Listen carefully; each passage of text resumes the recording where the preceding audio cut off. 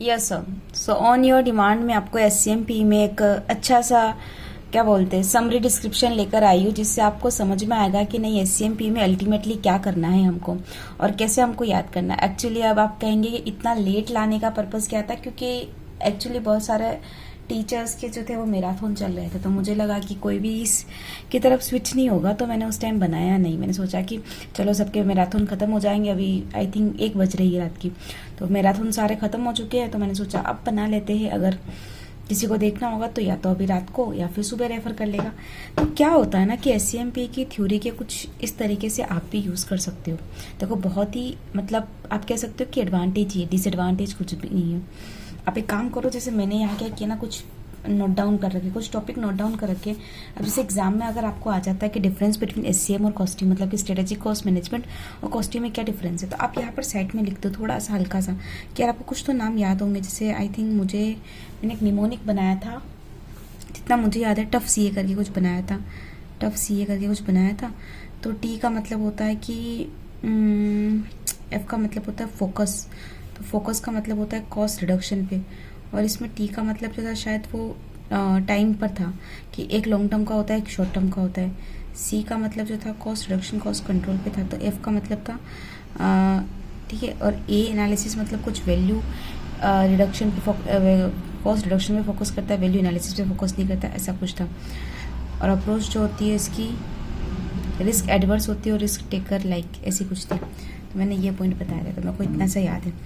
फिर अगर मैं आपको वैल्यू चेन के बारे में बताऊं तो वैल्यू चेन में मुझे ये याद है कि एक वैल्यू एडिंग एक्टिविटी होती है, एक नॉन वैल्यू एडिंग एक्टिविटी होती है, बस इतना तो मुझे याद ही है।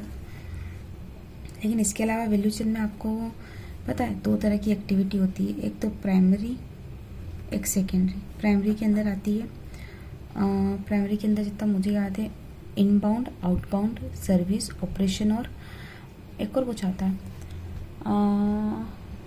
सर्विस ऑपरेशन और मार्केटिंग एंड सेल्स।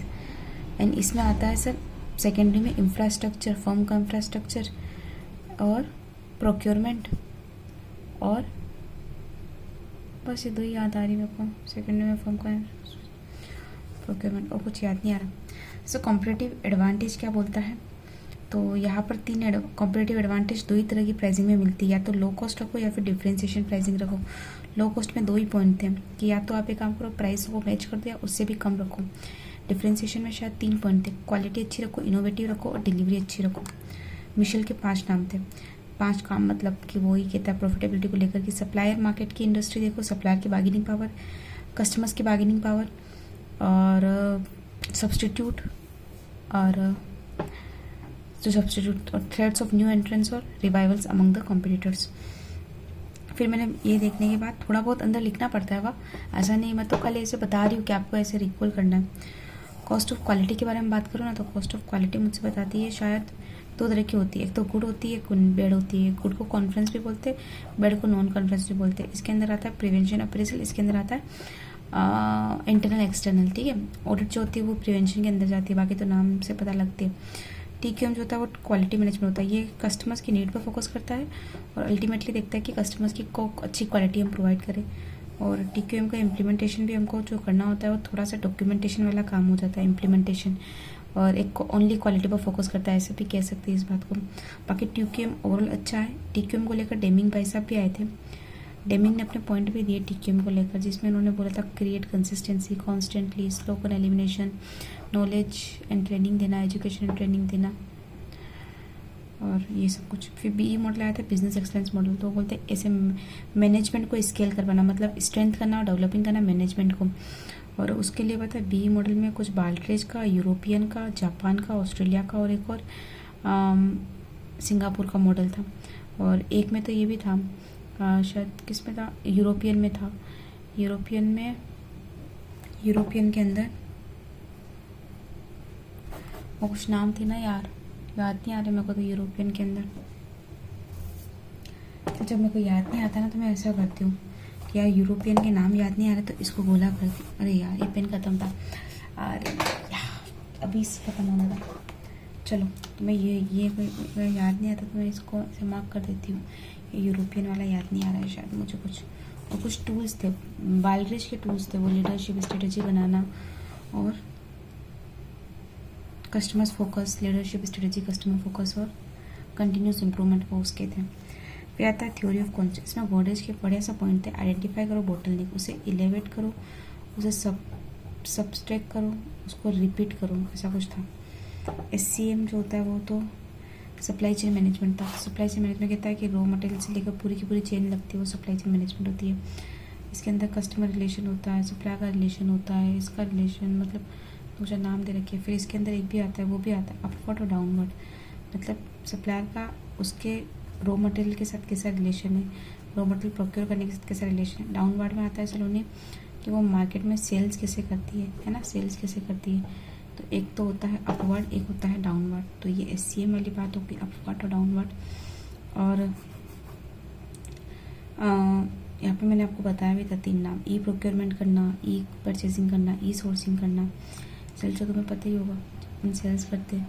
इसके अंदर के पॉइंट याद नहीं आने में। वो SCM में सप्लाई चेन मैनेजमेंट, इसके अंदर ये लाइन थी कि सप्लाई चेन मैनेजमेंट में यहाँ से यहाँ तक का काम आता है। ऊपर करेंगे तो अपवर्ड, नीचे करेंगे तो डाउनवर्ड।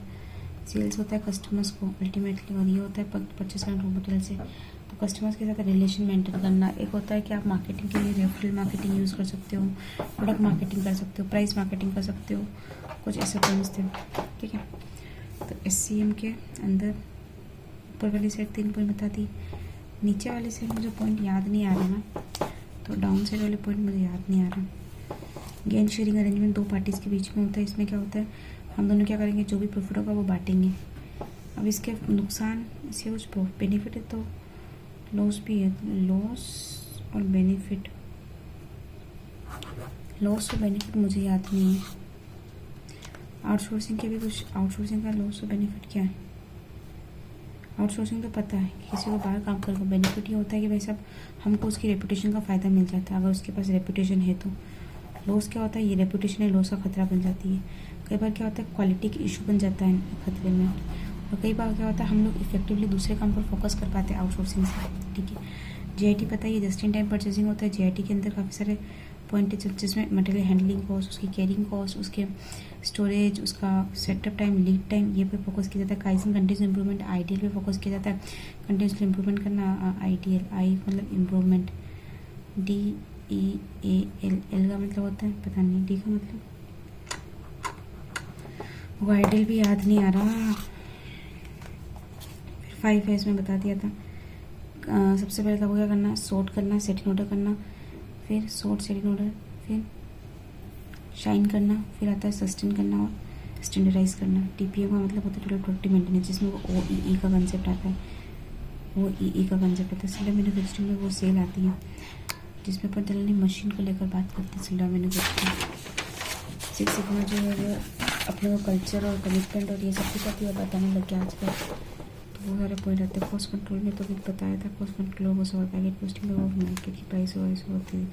फिर एनालिसिस में आता है, ऑटोमेटिक 20 रूल आता है। लाइफ साइकिल कॉस्टिंग में उसके भी मेजोरिटी के स्टेज का चार्ट बनता है।